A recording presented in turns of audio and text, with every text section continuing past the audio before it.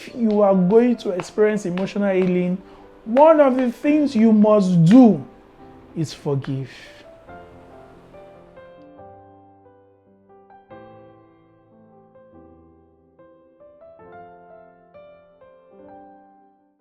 Have you ever felt like emotional baggages are holding you back from the love you truly deserve? Hurt from the past, things that have happened to you. Have you ever felt it like these things are stopping you from harnessing the full potentials of your relationships? What if I told you that there was a way to overcome that? What if I told you that your hurt can turn into hope? Today we're exploring from hurt to hope, navigating through the pains of your past emotionally and moving into a future that God has created for you. Today we'll be exploring practical tools on how you can move from point A to point B, regardless of what have happened to you before in the past, regardless of how bad the trauma or the hurt must have been in previous circumstances or relationship you might have found yourself. You can move from hurt to hope. I myself have had my share of emotional baggages. I've been deeply betrayed by people I loved before. Not even directly, by family members. Not my immediate family, by the way. But I've had a situation where external family members that we trusted and opened the doors of our home to became the source of one of the greatest pains we experienced as children while we were growing up, my siblings and I. That experience scarred all of us, but our ability to deal with it helped us come out from it differently. A few of my siblings even still carry that scar to today, and when they remember it, the hurt still stinks. I've been able to process that emotional hurt, and I can tell you the other side is way better. How do I know I've been able to process that emotional hurt? During the time this scar happened to me and my family, all of my siblings and I, including my parents, one of the things we said we would never do again was to connect with any external family members. So for me, one of the things I said to myself was, once I get married, we won't have any connection with my wife's external family members. Or my nuclear family would also not have any connection to do with my external family members. In fact, I was already willing to cut off my external family members. So my wife was not going to even meet them at all. So I was just going to cut off external family members for my wife. It took a while to heal from that hurt and scar. That's how deep the hurt was for our family at the time. So, but there's always a way for you to move past it. What if I told you there's still hope? There's a process of healing from such emotional baggages to wherever. I really don't know what your story is, but it really doesn't matter, because regardless of how deep the hurt, somebody raped you as a child, somebody defiled your children, maybe it was like us, a family member stabbed us at the back.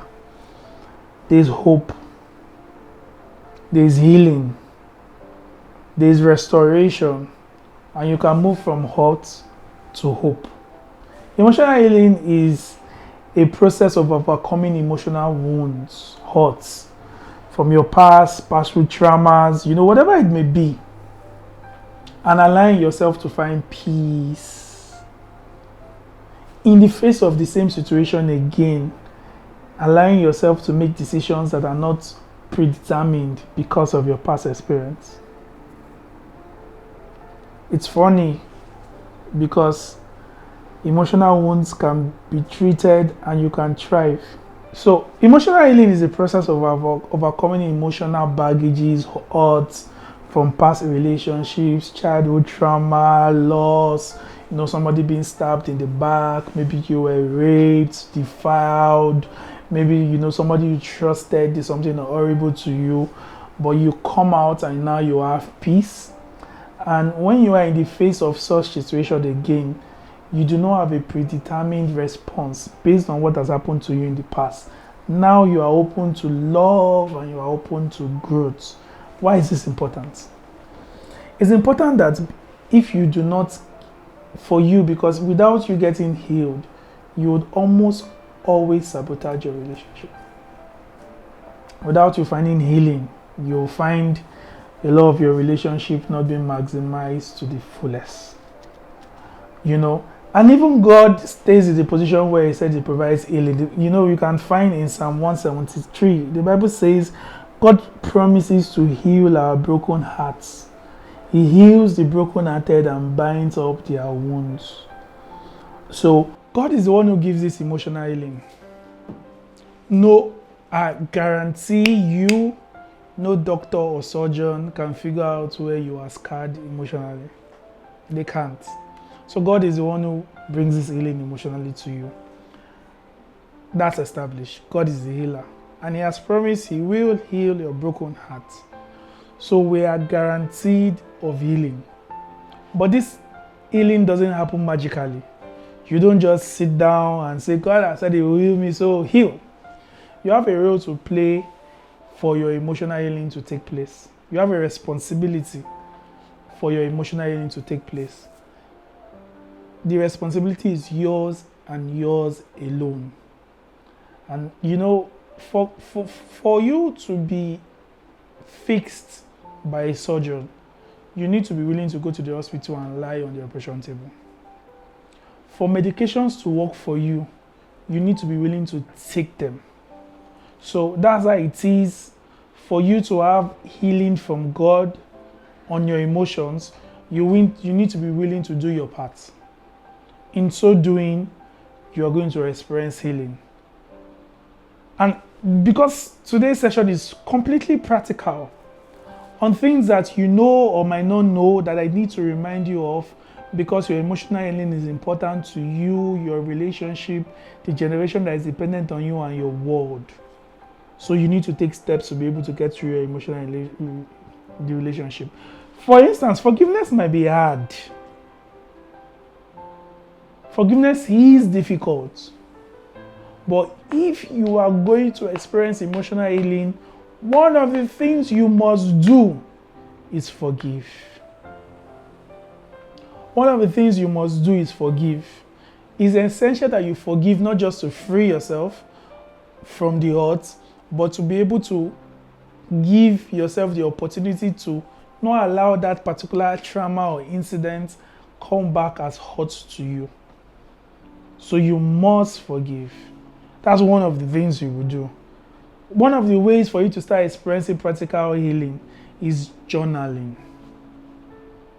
You need to write out your thoughts. Some days have you ever felt like, the world is all over you? You're feeling like, oh my, it's like your head wants to explode. There's just so much you are thinking about, you're processing. Let me tell you something. Your brain is not even doing minus 10% of its capacity. That point that is feeling like the world is on your head, it's really not doing minus 10% of its capacity. What has happened is that your emotions have overwhelmed your senses. And now you are feeling like you can't even see a way past it anymore.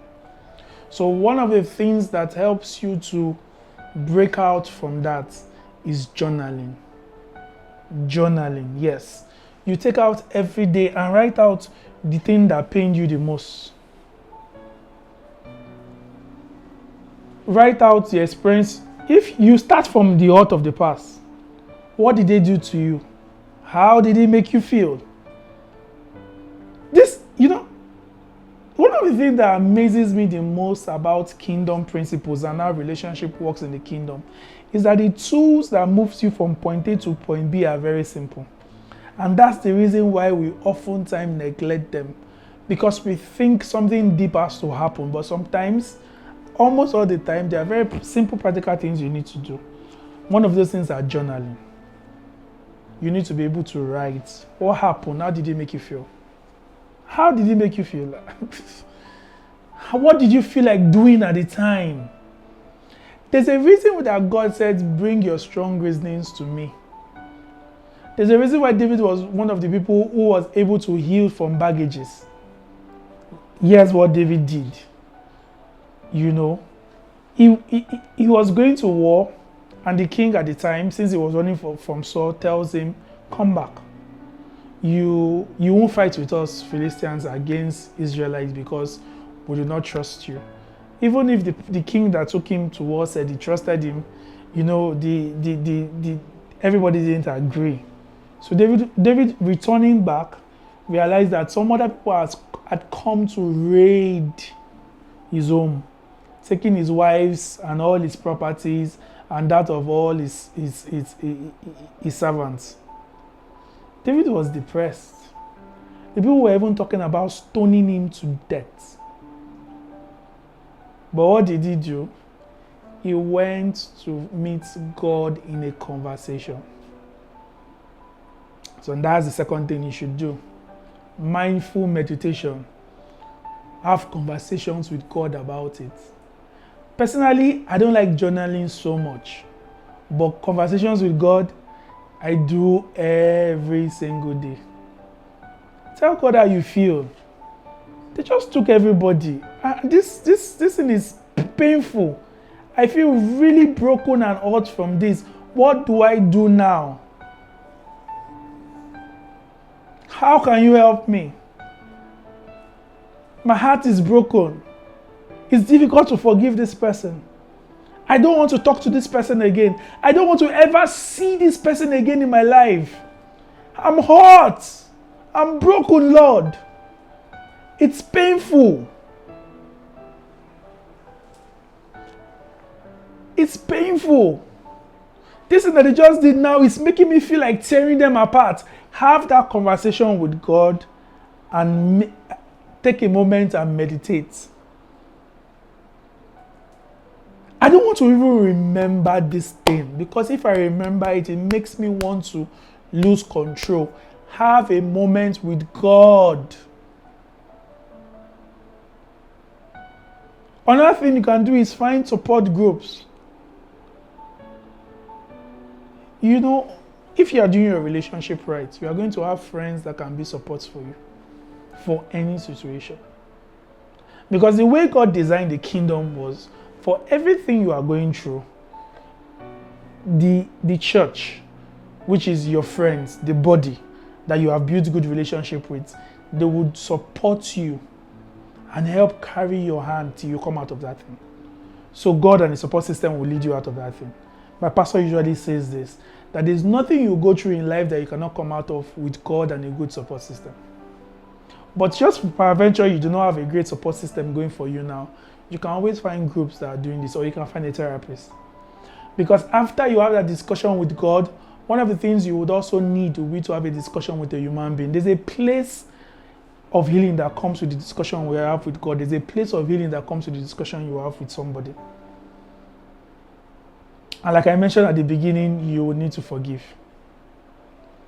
You can't move forward if you don't forgive.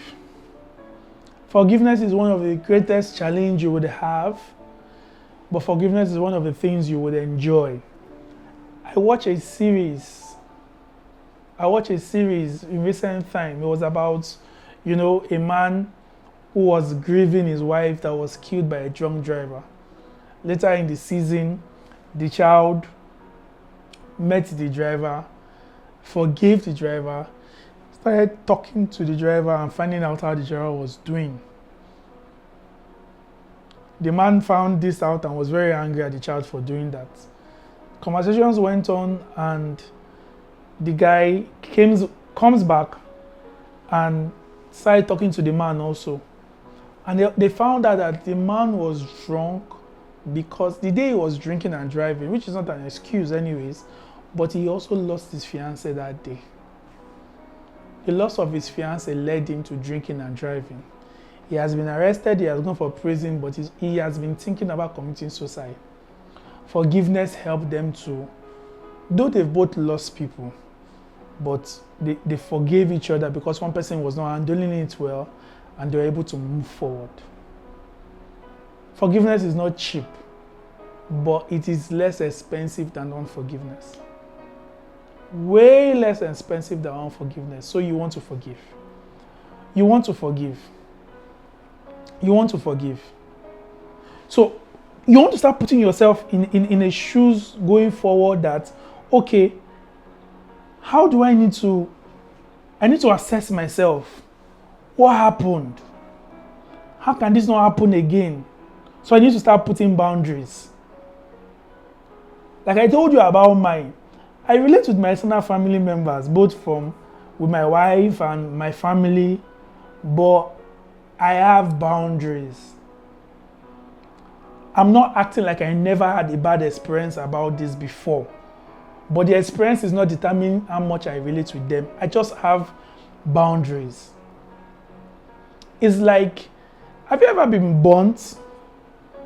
Or, if you're trying to put nail in the wall and the hammer hits your hand, you've gotten a painful experience that you won't forget. But you can't say you will never hold a hammer again. Metaphorically. But all you can do now is, you are going to hold the hammer, but you might be more careful. Or you might get the tool that prevents the hammer from hitting your hand. So because you've had an experience the first time, you are more careful the second time. So you have to learn that. You have to also now build emotional resistance and resilience. You will get to a point where, if you've ever been raped before, which is an experience I cannot imagine, but from conversations with people over the years, I've come to realize that one of the things that will happen is that if you don't heal from that trauma, the moment anybody tries to touch you, it's the rape you remember. You might even be married and you are supposed to be having intimacy with your spouse who love you now, but that experience will be stolen from you because every time your muscle memory kicks in, and every time you are trying to engage, you remember that you have to build emotional resistance and resilience that makes you say, they are not the same people and this is not the same event. I'm not going to go through this again.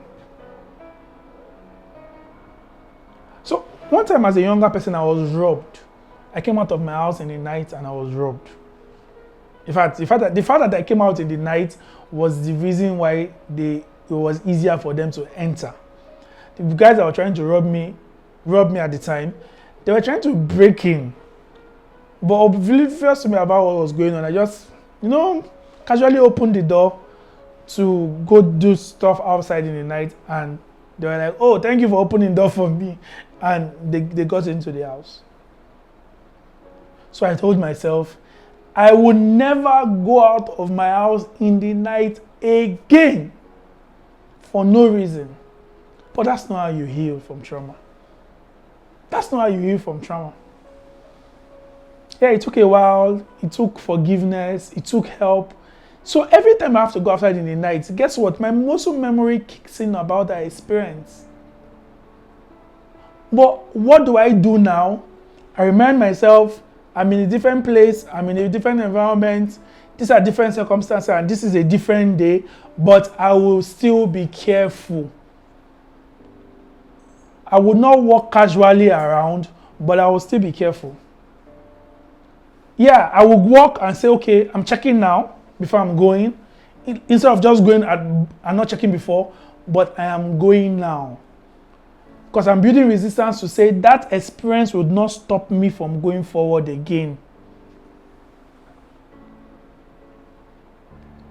Then you have to now develop healthy habits for your growth. So what are the things that happen that you need to now say, okay, I'm going to do this and do that these things will not happen again. Oh, I'll stop going to these places so it will not happen again. I'll stop doing this and that so it will not happen again. Okay, was it because I did this? Like in my example, I think I went out in the night without looking properly. So I'm going to look properly before I go out in the night. I'm not saying leaving, I said they came to rob me, so it was in my compound. But I'm going to open my door and watch carefully. A rented apartment, by the way. but I'm going to watch carefully. So you want to start checking that. You want to start checking that. I'm trying to give you practical tips on how to move from hurt to hope. Because these emotional baggages can stop your relationships from thriving. So let's take rape for instance. You never overcome it, then you might never have a good sexual experience even when you're married. Even when you're married. Let's take that somebody you were dating cheated on you. Then even when you are married, you keep searching your husband's phone. You keep expecting that every time he's going out to come back from somewhere, he's going to cheat on you. So you want to watch and deal with that. But more importantly, you want to position for your best self. What's your best self? The self that is not going to allow what has happened to you in the past to steal your joy. The self that is determined that I will live my life. I will live well. I will live free. What happened before will not determine my present emotional state. It was him who cheated on me.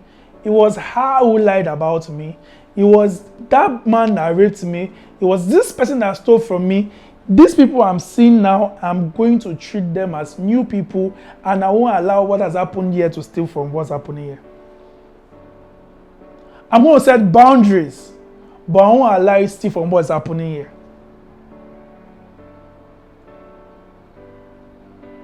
All this have happened before in the past, but it's not going to control what's going to happen in the present. My ability to live the new day is my power. So yesterday will not rob me of today. Yesterday will not rob me of today. What happened last week will not happen again this week.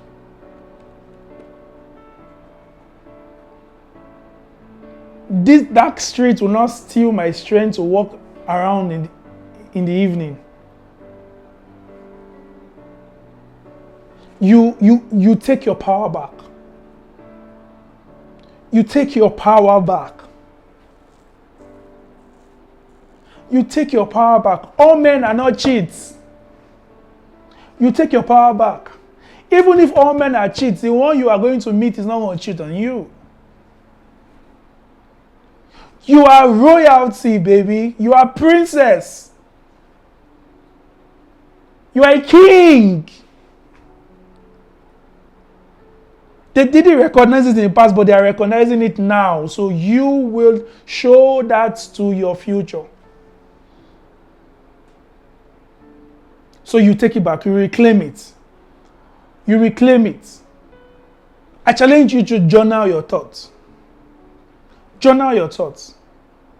I'm challenging you to meditate and pray and have that conversation with God. Challenging you to find a support group. Challenging you to forgive. I dare you to forgive. I dare you to explore who you are without your scars. I dare you to explore the life you would have had if that thing didn't happen. I dare you to say, this is not my identity. You won't shape how I'm going to live and see the future. You won't do that to me. I'm challenging you to pick up the tools of boundaries. I'm going to be aware that this can happen now, and I won't live naive of what's possible. So I'm going to set boundaries for my new relationships. But I'm not going to judge my new relationships by the old things that happened in the past. Oh, you got pregnant and it didn't work. I dare you to pick up yourself again and get pregnant again and deliver your baby. You can go for it. Your last job didn't turn out great. I dare you to stand up and get another job. Determine this will turn out great for you. I dare you to move from hurt to hope. dare you to move from hurt to hope. Take a journal this week and write out your experience. Commit to one of these. Pray for them. Pray for the person who hurt you. I dare you to let go of the past and step into the future that is right there in front of you. Walk out of your own prison. There's a man in front of you. Let him love you and love him back. I dare you to get new lenses for your frame. I dare you to be willing to see differently. I challenge you to go and express the hope that is out there for you and experience the fullness of the potentials of your relationship. You can't move from hurt to hope. You can't move from hurt to hope. And you doing this will be as you taking medication. Then God will do the healing. You'll be surprised of the person you are now. You'll be amazed on how free you are living. Your relationship and you deserve the best. Go and experience the best. Thank you for being here today. This is Love with Ini. Bye-bye.